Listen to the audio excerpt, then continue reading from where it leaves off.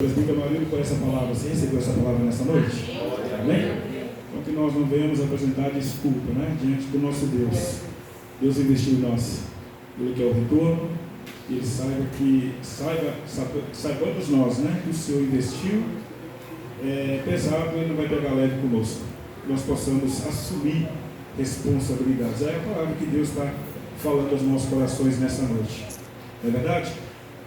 Vamos estar lendo a palavra do Senhor, continuar lendo a palavra do Senhor nosso Deus, livro do profeta Isaías, capítulo 6. Glória a Jesus. Louvado seja o nome do Senhor. Isaías é escolhido e consagrado para profeta. Glória seja dado ao nome do Senhor. Isaías capítulo 6 vai nos dizer assim, o versículo de número 1. No ano em que morreu o rei Uzias, eu vi ao Senhor assentado sobre um alto e sublime trono, e o seu séquito enchia o templo. Poderia sentar? Louvado seja o nome do Senhor. Essa palavra que Deus colocou no meu coração para estar compartilhando com os irmãos em poucas palavras nessa noite, aqui nos mostra um momento muito especial na vida do profeta Isaías. O texto começa dizendo que ele estava lembrando de um luto que aconteceu no ano em que morreu o rei Uzias. Quem sabe a cidade onde Isaías morava, toda a população estava vivendo o mesmo que ele estava lembrando, este luto pela importância do rei daquela cidade. Mas no dia do luto, um dia muito importante, no dia em que morreu o rei Uzias, o Isaías aqui ele vai falar de uma experiência pessoal que ele teve com Deus. Talvez ele estivesse lamentando, chorando pelos cantos, como ele bem quis deixar registrado, e foi no mesmo ano em que morreu, não foi no dia, no ano em que morreu o rei Uzias. Eu vi ao Senhor assentado sobre o alto e sublime trono. Eu quero dizer, experiência pessoal com Deus. Isaías foi um profeta que foi chamado para estar condenando a nação de Israel, uma nação rebelde. Isaías, por muitas das suas mensagens, ele chegava e apontava e dizia: ai de ti, nação rebelde. Nós vamos ver no versículo 1 do capítulo 1, que a visão de Isaías, que era filho de Amós, a qual ele viu a respeito de Judá em Jerusalém, nos dias de Uzias, Jotão, Acás e Ezequias, reis de Judá. Ouvi os céus, ele dizia: ouve os céus e prestas ouvidos, tu, ó terra, porque fala o Senhor. Criei filhos e exaltei-os, mas eles prevaricaram contra mim. O boi conhece, olha a mensagem do profeta Isaías: o boi conhece o seu possuidor, e o jumento a manjedoura do seu dono, mas Israel não tem conhecimento, o meu povo não entende. Aí ele aparece aqui apontando o primeiro dedo, ai de ti. Olha o verso de número 4. Ai de ti, nação pecadora, do povo carregado de iniquidade, da semente de malignos, dos filhos corruptores, deixaram ao Senhor, blasfemaram do Santo de Israel, voltaram para trás. Olha só, a mensagem que esse profeta foi chamado para entregar. Mas aqui, no capítulo 6, nós já vemos o Isaías tendo experiência pessoal com Deus, onde já disse que era no ano em que estava a cidade de luto, no ano em que morreu o rei Uzias. Ele pôde ver com seus olhos, ele pôde ver o Senhor assentado sobre um alto e sublime trono, e os serafins estavam acima dele, e cada um tinha 6 asas, com 2 cobriam seus rostos, e com 2 cobriam seus pés, e com 2 voavam, e clamavam uns aos outros, dizendo: Santo, Santo, Santo, Santo é o Senhor dos exércitos. Toda a terra está cheia da tua glória. Isaías antes, ele não contemplava a terra cheia dessa glória. Mas agora Isaías, cheio do Espírito Santo, tendo a visão, a experiência pessoal, ele pôde dizer que o céu está cheio da sua glória. E os umbrais das portas se moveram com a voz que clamavam, e a casa se encheu de fumaça. Aí o mesmo Isaías que antes estava dizendo, ai de ti, olha só a diferença quando você tem experiência pessoal com Deus. Samuel falou da experiência pessoal que ele teve com Deus, através de uma oração, de um chamado do Pai, ele atendeu, e Deus fez com que ele tivesse experiência pessoal com Deus. Tanto é que ficou marcado na vida dele, e ele estava contando o testemunho aqui hoje. Então todos nós, meus amados, quando nós temos uma experiência pessoal com Deus, dificilmente nós vamos abandonar o Evangelho, dificilmente nós vamos deixar de vir à igreja por causa de pessoas. É que eu sempre estou repetindo, é porque quem deixa de vir à igreja por causa de pessoas, é porque ele nunca veio na igreja por causa de Jesus. Se você está dando a uma pessoa muito mais importância que você tem, que deveria dar a Deus, é porque na verdade você está colocando essa pessoa no lugar de Deus. Por que nós viemos na igreja? Por que nós viemos à casa do Senhor? Nós viemos para adorar com o coração voltado para adorar, para exaltar o nome santo do Senhor. Não viemos só para receber, nós viemos para ofertar, para oferecer. Para oferecer. O salmista, ele pode dizer uma coisa, pedir ao Senhor, e a buscarei. Buscarei que eu possa viver na casa do Senhor por longos dias, porque ele sabia, ele já havia experimentado, já havia tido experiência pessoal com o Senhor. Então que nós possamos, através da experiência, se ainda não teve, peça ao Senhor. O Senhor, ele é misericordioso, ele pode nos dar uma experiência pessoal através de sonhos, de visões, conforme já foi dito aqui através de Joel 2:28. E hoje na escola bíblica dominical também, nós vemos, o irmão José falando que pessoas dormiram, sonharam e acordaram falando línguas estranhas. Experiência pessoal com Deus. Então cada um tem a sua para contar. Que nós deixamos nessa noite, possamos não viver de experiência dos outros. Um irmão chegar aqui e contar o testemunho pode nos edificar. Contar que recebeu o milagre também pode nos edificar e aumentar a nossa fé.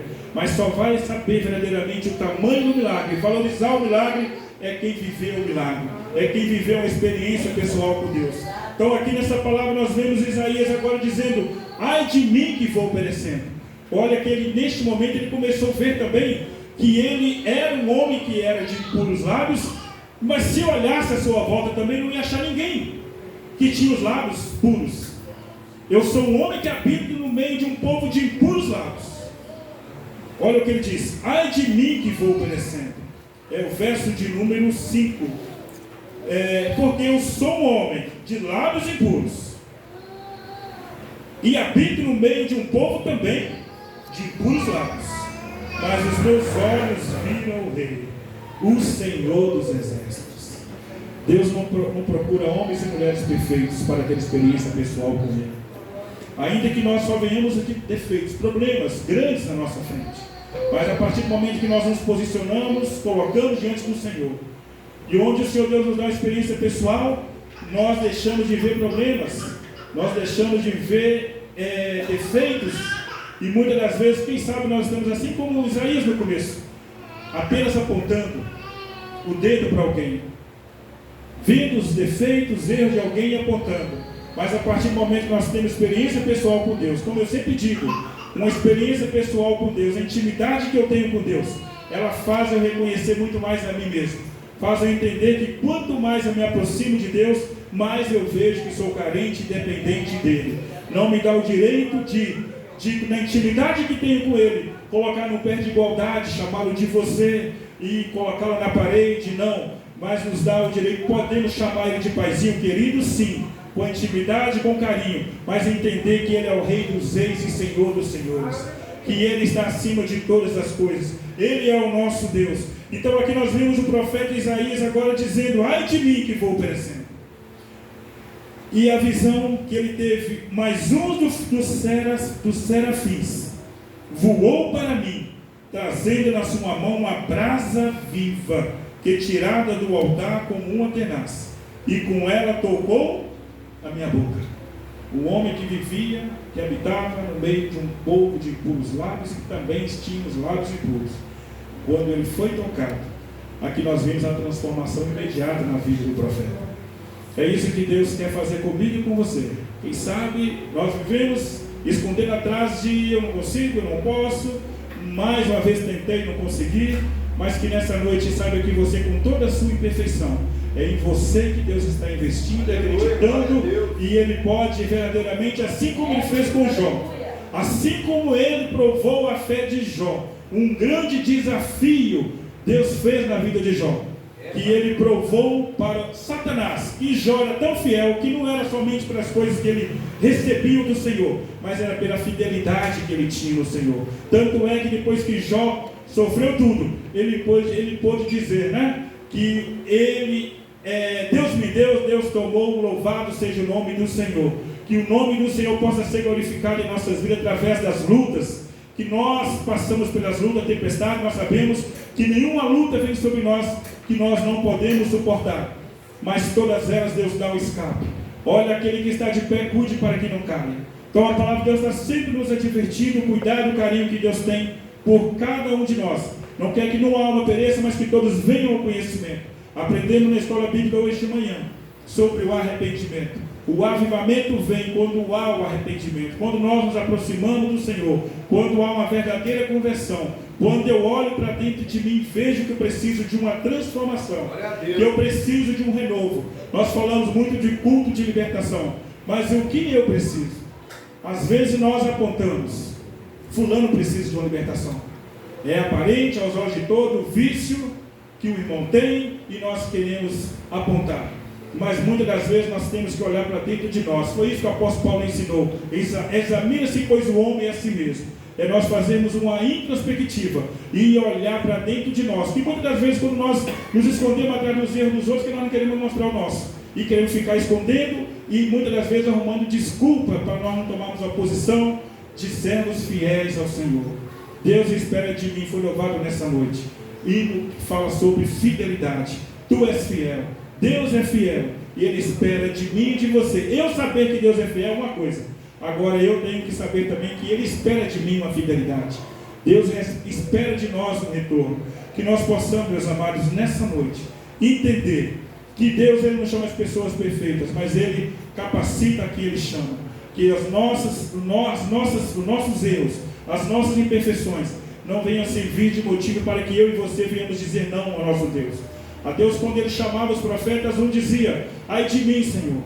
Outros diziam, eu sou pesado de língua. Outros diziam que não podia. Quando Deus chamou os cobradores de impostos para seguir a Deus, Jesus, escolhendo os seus discípulos, Ele nunca chamou alguém que estava parado, sem fazer nada. Ele sempre contou com aqueles que estavam ocupados. Mesmo que a função era outra. Mesmo que a ocupação era outra. Os discípulos eram acostumados a pescadores, pescavam peixes. Jesus dizia, vinde após mim que eu vos farei pescadores de homem. Porque na verdade, eles estavam trabalhando, estavam ocupados. Porque Deus sempre conta com gente que trabalha na sua obra. Aquele que trabalha não dá trabalho. A verdade é essa. Então Deus sempre conta. Mas não é que Ele está chamando quem é capacitado. Ele capacita todos que Ele chama. Ele investe em mim e você. Que nós possamos entender o chamado de Deus em nossas vidas. E esse mesmo profeta aqui no verso 9, no capítulo 9, no verso 6, quando ele já estava profetizando acerca do Messias que viria, que o Isaías é um profeta messiânico. Olha o que diz o verso 6 do profeta Isaías. Porque um menino se nasceu, e um filho se nos deu, e o principado está sobre os seus ombros, e o seu nome será Maravilhoso, Conselheiro, Deus Forte, Pai da Eternidade e Príncipe da Paz. Olha só, Jesus, quando Ele esteve com seu discípulo na terra, uma das maiores preocupações de Jesus é que houvesse paz entre os seus discípulos. Aquele que semeia contenda entre irmãos é um pecado que Deus mais abomina. É por isso que eu digo que às vezes pessoas que ainda não tiveram experiência pessoal com Deus, muitas das vezes saem da igreja por causa de uma palavra que foi maldita, né, na boca de alguém, e a pessoa sai. Essa pessoa, a Bíblia diz que Deus é um pecado que Deus mais abomina, é esse que semeia contenda entre irmãos. Mas aqui nessa palavra, Ele está dizendo que Ele é o príncipe da paz. Quando Jesus ressuscitou, a primeira palavra que Ele diz ao seu discípulo, paz seja convosco. Ele chegou para outros e disse, deixo-vos a paz, a minha paz vos dou. E ele ainda completou a frase: não vos dou como o mundo a dá. Por isso não se turbe nem não se atemorize. Meus amados, nós precisamos aprender com Jesus. Assim como o apóstolo Paulo dizia: o que eu recebi do Senhor, que eu também vos ensinei. Todos nós que temos experiência pessoal com Deus, nós vamos receber do Senhor algo para que nós possamos passar. Através da nossa vida prática, como diz aqui o Gabriel, o nosso testemunho fala mais alto do que a nossa própria voz. Deus espera de mim e de você uma diferença, que nós possamos fazer a diferença onde nós estivermos, no trabalho, na escola, aonde quer que nós estejamos. Como ele disse, as pessoas lá fora precisam ver Cristo em nós. O nome do Senhor precisa ser glorificado em nossas vidas. Uma vez que nós aceitamos Jesus, abraçamos Jesus, que vivo não mais eu, mas Cristo viva em mim. Que Cristo possa viver em nós e o nome do Senhor possa ser glorificado em nossas vidas. E onde nós, o ambiente que nós estivermos, meus irmãos, precisa ser um ambiente de paz. Divergências podem acontecer, mas através da minha sabedoria, da sabedoria que Deus te dá, que se alguém tem falta de sabedoria, é só pedir a Deus, que a todos dá sem medida. Então a sabedoria, ela é o princípio, o temor a Deus é o princípio da sabedoria. Quando nós pedimos sabedoria ao Senhor, nós sabemos que nós precisamos estar no ambiente, mesmo que o ambiente esteja, o mar esteja revoltado, o ambiente esteja alterado pelo comportamento, nós possamos chegar e dizer: paz esteja neste lugar. Nós possamos dizer e sermos pacificadores, aquele que promove a paz. Que o ambiente não precisa de uma pessoa mais para se incendiar, né? Se o fogo já está aceso, o que você vai fazer? Você vai ser o bombeiro, vai chegar e vai apagar o fogo. Que o Espírito Santo de Deus possa usar você, que seja uma pessoa pacificadora onde você estiver. É muito difícil, eu sei, o desafio é muito grande, nós provarmos que somos servos do Senhor na nossa casa, com nossos irmãos, com a nossa família, com nossos entes queridos. Mas é isso que Deus quer de mim e de você. Eu ficar desculpando porque eu não consigo, eu não sou, e muitas das vezes deixando de fazer o bem, porque eu não dou bom testemunho na minha casa. Não é isso que Deus requer de nós. Muitas das vezes nós deixamos de colocar um versículo com dizer bíblico no nosso carro, porque eu não sou liberto do trânsito. Mas não é isso que Deus quer. Que eu só reconheça que eu não sou liberto. Ele quer que eu seja liberto, e que eu vou colocar assim o versículo lá, para quando alguém me dá uma fechada no trânsito, eu vou glorificar o nome do Senhor, contar até 10, e não vou escandalizar o Evangelho, porque é lícito que haja o escândalo, mas ai daquele de quem o escândalo vier. Então não adianta, Deus, a palavra do Senhor não nos dá desculpa, não nos dá escape para que nós possamos apresentar desculpa pelas nossas faltas de compromisso na obra do Senhor. Então nós precisamos ter, como Samuel disse, nós precisamos assumir compromisso, responsabilidade. Estar aqui é estar envolvido, agora estar comprometido exige muito mais de mim e de você. E é isso que Deus conta conosco, meus amados. Estamos apenas começando o ano de 2025. Que nós possamos fazer total diferença neste ano, que as pessoas possam ver Cristo em nós, e que nós possamos verdadeiramente mostrar que Ele investiu em nós, e o retorno nós vamos dar, menos diante das lutas e das dificuldades. O Senhor espera, Ele nos capacita. Tudo é dele, meus amados, tudo é dele. Tudo, a obra é dele, a minha vida é dele, a sua vida é dele, porque dele, por ele, para ele são todas as coisas. Ele investiu em nós, ele deu tudo. A fé que você tem vem dele. Então somente nós possamos exercitar a nossa fé, que a fé sem exercício, nós sabemos, para nada serve, não serve de aproveito. Como nós temos a Bíblia, o nosso único manual de regra, fé. Mas como eu sempre digo, se nós não praticarmos aquilo que nós estamos lendo, que nós estamos aprendendo, para nada serve. Então que nessa noite nós possamos tomar posse dessa palavra e entender que não é só um começo, começar não é tão difícil, mas chegar ao final é sempre um desafio. Muitos problemas que aparecem na beira do caminho, mas que nós possamos deixar nessa noite todo o embaraço, todo o pecado que tão de perto nos rodeia, e correr com paciência a carreira que nos está proposta, olhando para o Senhor, que é autor e consumador da nossa fé. Deus abençoe os irmãos, essa palavra que Deus colocou no meu coração nessa noite. E saiba você que Deus investiu em você. Deus chamou você. Olha só de onde Isaías saiu. Um homem que foi chamado para profetizar ruínas do povo, mas que ele mesmo ainda não tinha experiência pessoal com Deus, de reconhecer que ele precisava. Mas quando ele olhou para si, através da visão que ele teve, ele pôde olhar e contemplar verdadeiramente o defeito que tinha na vida dele. Então é isso que Deus espera de mim e de você, que nós possamos caminhar, prosseguir, sempre firmes e constantes, sempre abundantes, sabendo que não é aqui que nós recebemos a recompensa daquilo que nós fazemos para o nosso Deus. Que Deus abençoe os irmãos. vir com essa palavra neste primeiro dia da semana e que nós possamos assim caminhar, prosseguir e a cada dia descobrir. O apóstolo Paulo diz para Timóteo: desperta o dom que há em ti. Desperta o dom que há em ti. Eu digo para a igreja Jardim Colônia: desperta o dom. Aleluia! Desperta. Deus investiu em você. Deus não investiu no Zé ninguém. Ele investiu em você especial para Deus. Procura despertar o dom que há em ti. Deus investiu em você. Ele sabe, Ele colocou talentos em tuas mãos para que você possa granjear. É você saber que você tem um Deus que é tão rigoroso que Ele vai te cobrar e você vai esconder o talento para apresentar para Ele somente um que Ele te deu. Não, você pode granjear mais. Tá bom, mas pode melhorar. Amém? Que o Senhor Deus nos abençoe, que nós possamos abundantemente, de fé em fé, de valor em valor, possamos assim que nós aprendemos hoje através do Martinho Lutero, que foi o transformador protestante, reforma protestante, através de uma frase bíblica em Romanos 1,17, está escrito que o justo viverá da fé. Então que nós possamos de fé em fé abraçar ao Senhor o Evangelho que foi colocado sobre os nossos. Nós possamos dizer como o apóstolo Paulo, que eu não envergonho do Evangelho de Cristo, porque eu trago no meu corpo as marcas de Cristo Jesus. Que essa marca possa te acompanhar nessa noite e que você possa ser verdadeiramente um servo marcado, cheio da promessa do Senhor. Por onde você passar, as pessoas possam ver: ali vai um homem e uma mulher de Deus. E que você possa receber o elogio, exaltando e glorificando o nome do Senhor.